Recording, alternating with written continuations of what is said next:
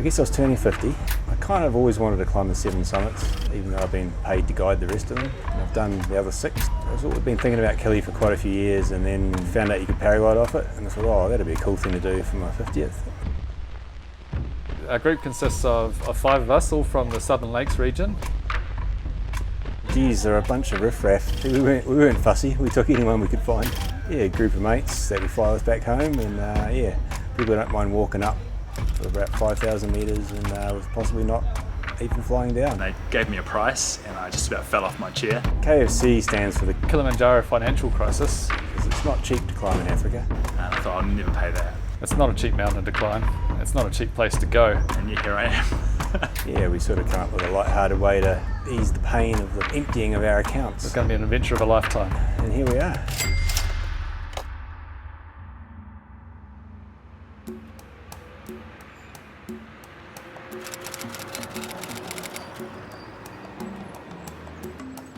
I had actually read about this flying off Kili before in Cross Country magazine.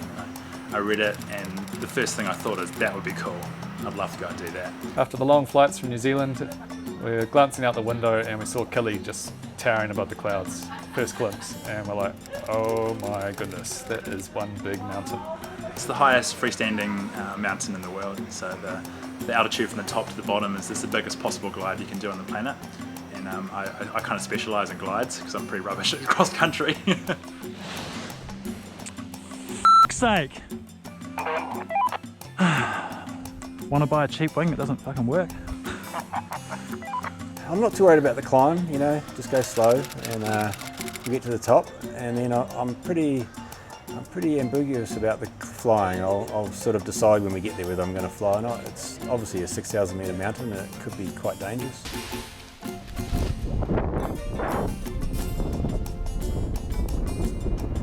I'm probably the most inexperienced of all the pilots, but we're all at a pretty good intermediate level, except for Cathal. Cathal flies tandem paragliders with tourists in Queenstown, so he's an old hand at this. And then lastly, we've got Chris, also from Queenstown, who runs a restaurant, so he's a great connoisseur of the local food.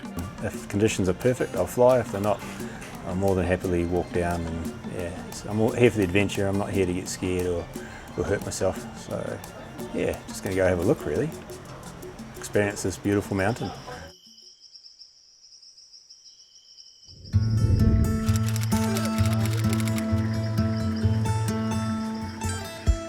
On the first day when we arrived, we went to Arusha National Park. I was a little bit disappointed that I thought I wasn't going to go and see the Ngorongoro and the Serengeti, and the places we were going to go weren't that famous. So I was kind of going, oh, maybe it won't be that good. And we're just sort of driving through the bush and there's nothing, and we come around this corner and there's this massive open plain, and basically it was like stepping into the Lion King. There were like zebras and giraffes and warthogs and everything just hanging out there right in front of us. As a wildlife photographer, it's been my dream to come to East Africa for a long, long time. We saw so much stuff in Arusha National Park, just up the road. I was just blown away.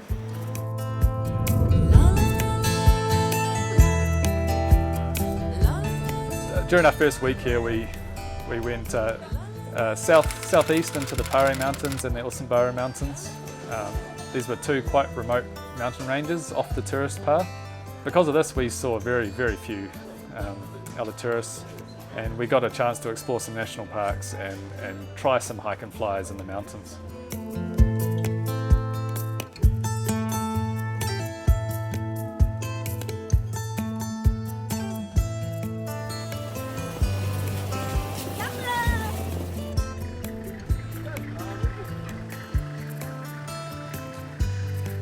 We went up these 2 mountain ranges at Usambara and the Pare Mountains. And it was like these big mountains out of the plateau, and we drove up, and they're quite lush. You know, they're cooler on top, 1,500 metres above the valley, and they're quite lush. They had a bit of rain on one end and the other end was really dry. And it was, yeah, lots of small villages with people growing vegetables and farming. Yeah, it felt quite remote, like it felt off the beaten track. When people looked at you, they pretty surprised to see a tourist wandering around. Yeah, I don't think they get many tourists. Trying to find a takeoff point in some of these places is really quite difficult. the landscape is quite heavily forested or quite intensive agriculture. So pretty much any flat or open spot is taken up with structures or crops. So finding a launch facing the right direction for the wind is not easy. Come to a launch spot here, and the wind's blowing the wrong way and it's raining. But we have hope. We're para waiting.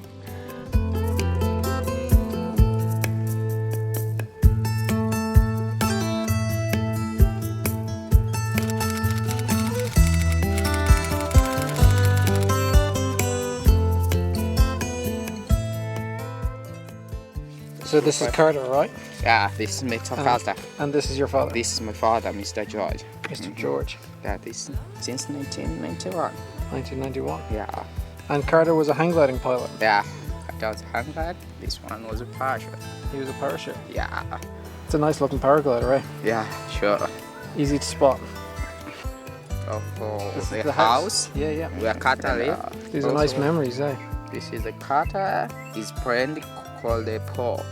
This is a falcon. This is a dog. Because my father also is a teacher, so he teaches So- some command. He'd fly with the falcon. Yeah, he flies with a falcon. The And do they go falcon. around? Yeah, Yeah. yeah, Cool. after the falcon. What year is this photo?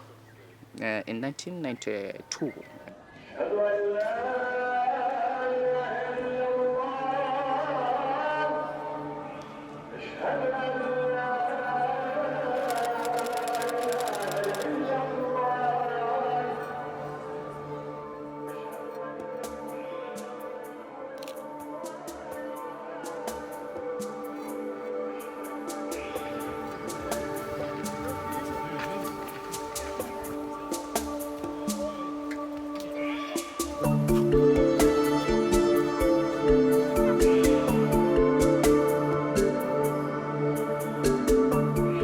Wandering down this wee track, trying to find ourselves a launch here in Thai. And so far it's not looking super good, but the conditions are awesome. So as soon as we get off the hill, it's going to be all on. Hot day, very light winds, base is rising, supposed to be up to 3,000 meters today. We're launching at about 1,600, so there's plenty of height opportunity there, and fly our way down to the Mkosi National Park. That's our mission.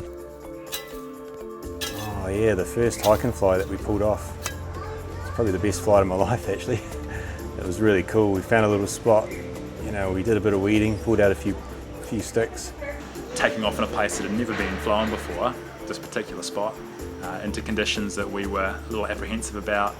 Haven't flown for a while because we've been on the plane, getting here, the heat, all these things. It could have made it quite an intimidating spot to go from, but it didn't bother Richard. He just popped the wing up and off we went, and next minute he was at cloud base sort of laughing at us. So yeah, he led the way, and we tried to follow.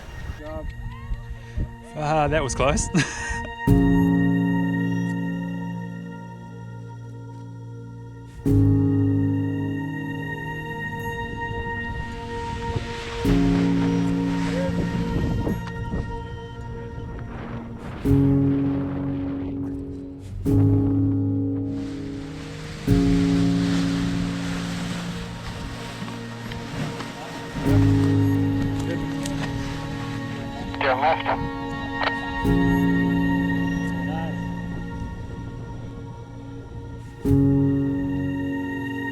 And got set up and took off, and yeah, scratched around a bit. But I got into some thermals and caught up with Richard, and we flew along this ridge up and down.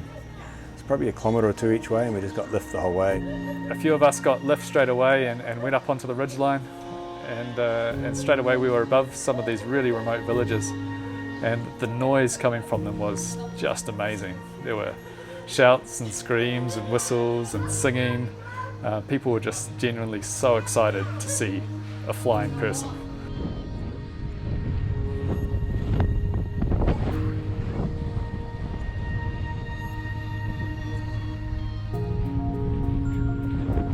And so we circled above these villages, slowly moving from one to the other as we went cross country. And I vividly recall flying over one village, which was full of people in the streets. Someone looked at me, screamed, and everyone disappeared inside their houses, like every single person, and they didn't come back out again. So I can only imagine what was going through their minds, what they thought this paraglider was.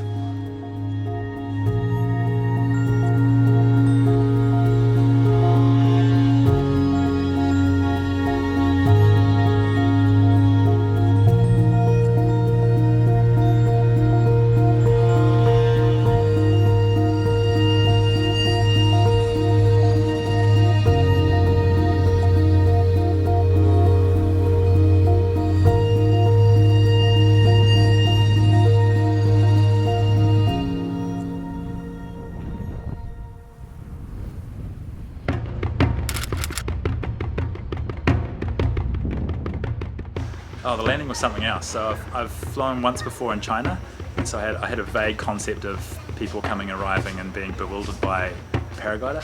But in China I had about 10 friends arrive, and within about a minute I had about 200 friends arrive to see what on earth this crazy white man would do next. They were just staring at me going, what's he going to do? First thing I did once I'd packed all my stuff up was to ask for a boda, it's a motorcycle. And I jumped on that thing and we just went whoosh. So then we drove and went all the way down to the designated meeting point. And we cruised out here, and now I'm just hanging out waiting for everyone to arrive. First to goal, not the right way I suppose, but I'm here and I'm safe, and there's no one around so far, which is alright.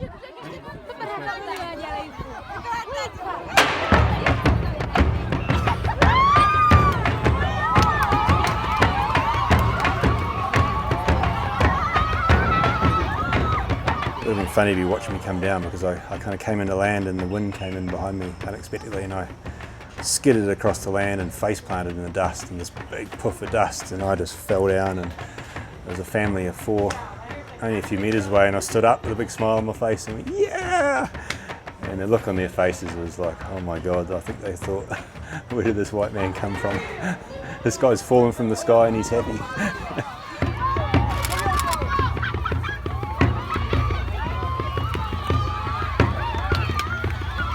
And then there was just a swarm of people, 200, 250 people came out from this village, and the kids were singing and cheering and laughing, and they just crowded around us, and it was such an amazing family vibe, and yeah, it was really special.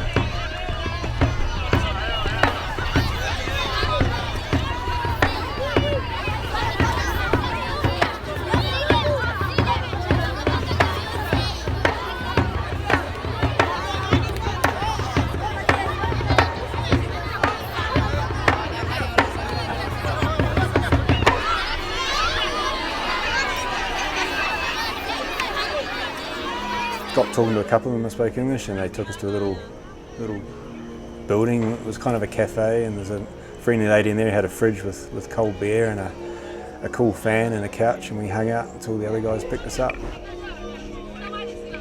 Yeah, so we almost got a motorcycle and went and found Richard, but then we're like, hang on, we've got beer, shelter, a fan, and it's comfortable. Why would we do that? Richard could be somewhere really uncomfortable. Dan was bound to be somewhere uncomfortable, sheltering under a small tree. So yeah, we gave ourselves top marks for landing site selection.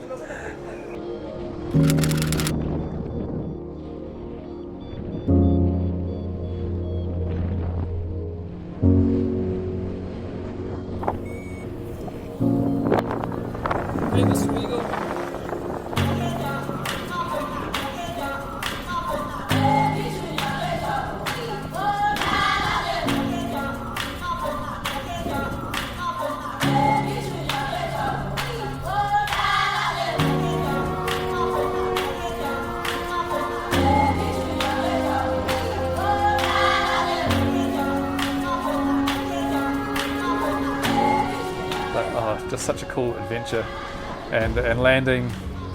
I landed in a school field. It got pretty rowdy, so I picked the biggest space possible. Rowdy, the wind was picking up quite strongly, but a nice safe landing, and straight away hundreds of school kids surrounding me. They were great. They were singing, they were chanting, they helped me pack up my wing.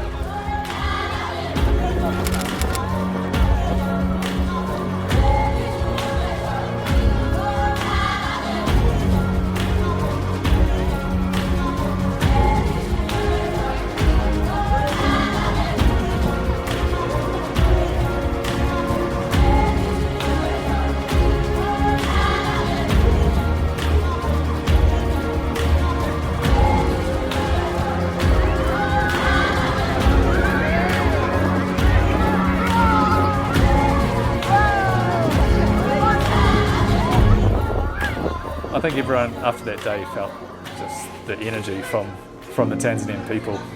It was kind of infectious.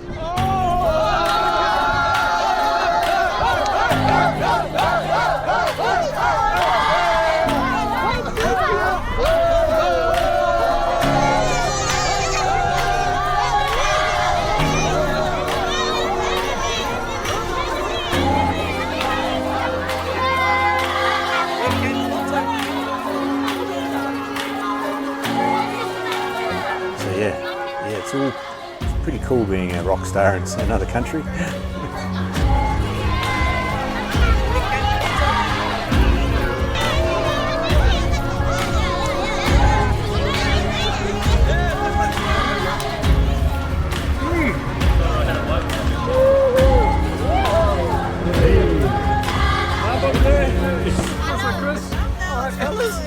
How was that? It's pretty exciting, pretty special.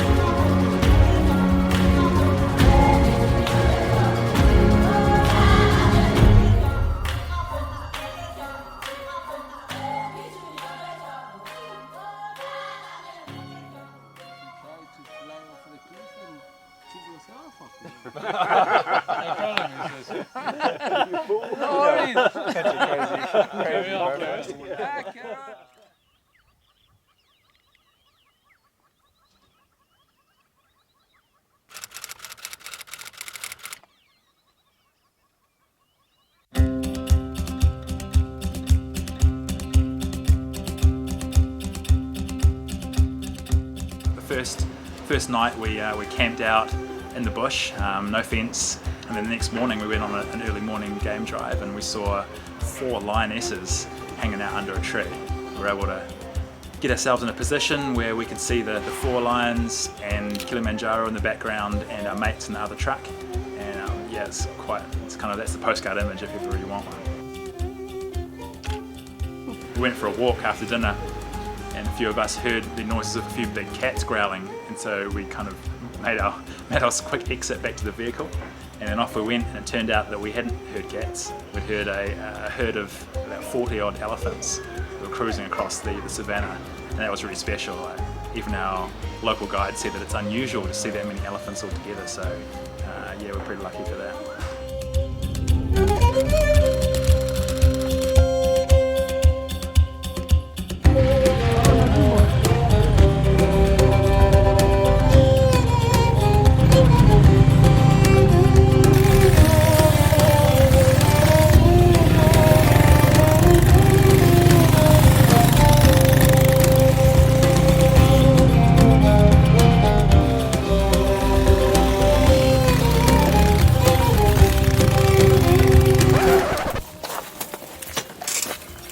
So I was almost at the top, where we hit quite a large lump, snapped off the rear shock of the bike, so it's turned into a bit more of a hike and fly than I intended. That's what too many beers and too many pies will do.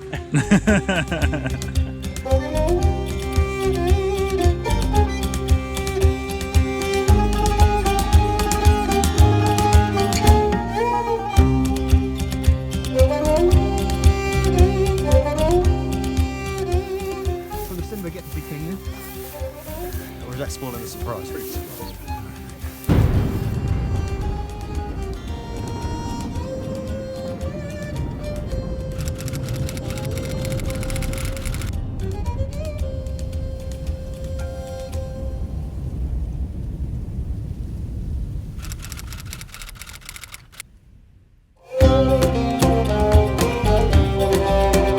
Get a little shit. Rah. Comedy stuff. My trousers were moving with things like that. Where are they coming from? They're coming out my shoes or something. You'll have your back too. Okay. Take all your clothes off. I can't put anything down. Where's your hat? It's going to get covered in ants. Your hat will bash them off your back. Shit, they're all over you. Is there actually any ants? I got one there. No, there's no ants.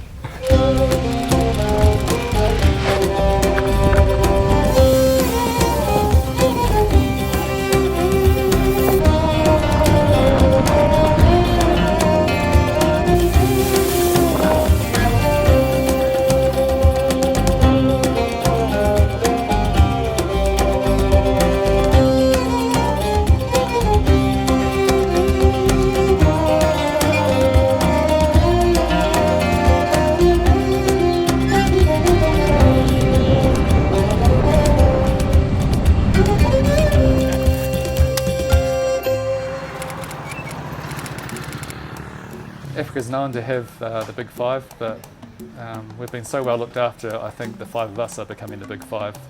But we all get on well, a lot of laughs, and I think that's going to be important coming into this next week as we climb Kilimanjaro, or attempt to.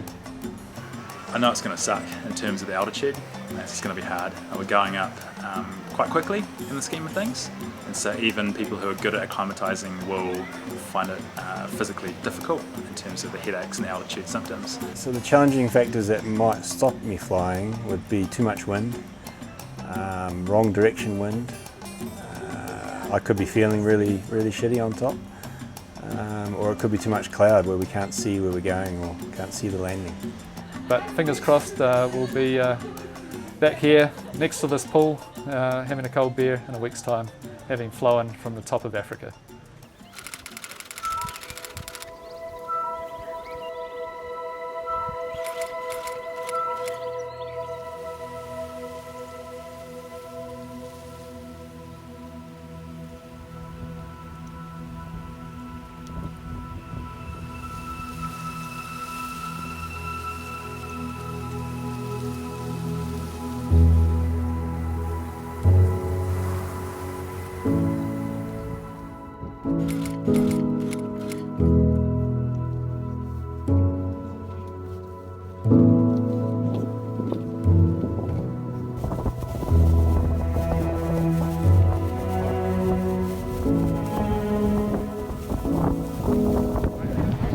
These guys are just amazing.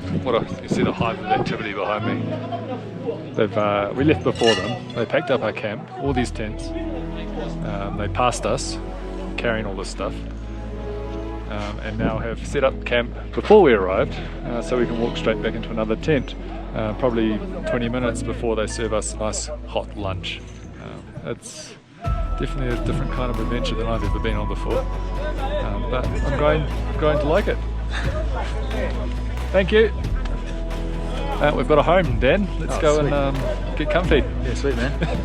So coming onto the plateau here, and it's just enormous. The scale is pretty hard to comprehend. And, just red dirt and rocks as far as the eye can see, right? Every day since we started walking has been, from our point of view, unflyable. So maybe we'll climb it to perfection. Including today at the moment, eh? We definitely wouldn't be flying today.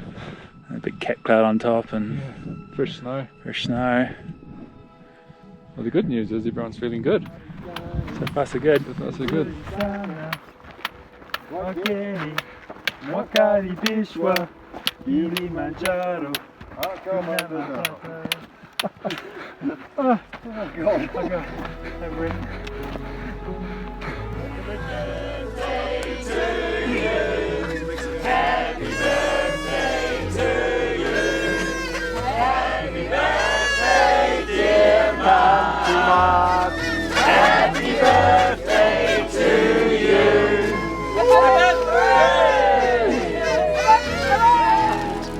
It's going to be hard to get them. Talk amongst yourselves. Who carried this? Who carried it? He gets the first piece. Thank you!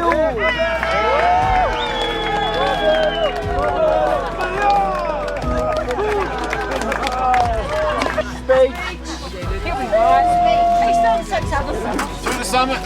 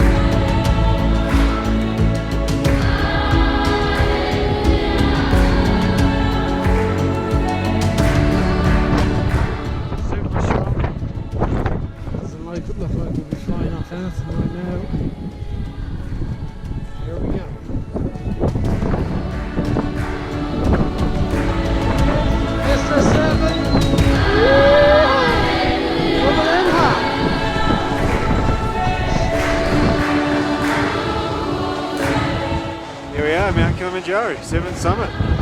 Congratulations, mate. It's a cool thing to do with a bunch of friends. Now we just need the wind to drop so we can fly back down to the pub. Don't like our chances, but we'll be here.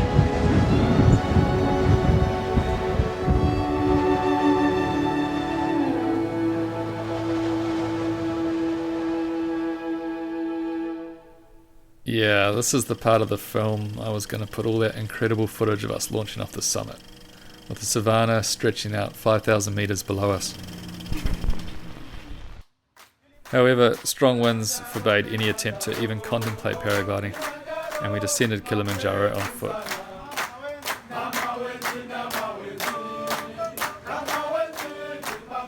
As we reminisced on our adventure, it was a great reminder about the importance of the journey and not so much the final destination. There's a great quote from adventure paraglider Nate Scales, who says, "I love where paragliders take you, and I love where paragliders take you."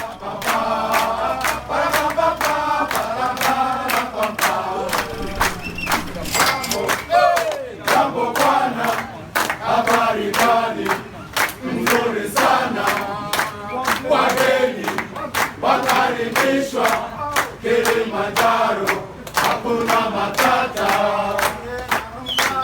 hakuna matata.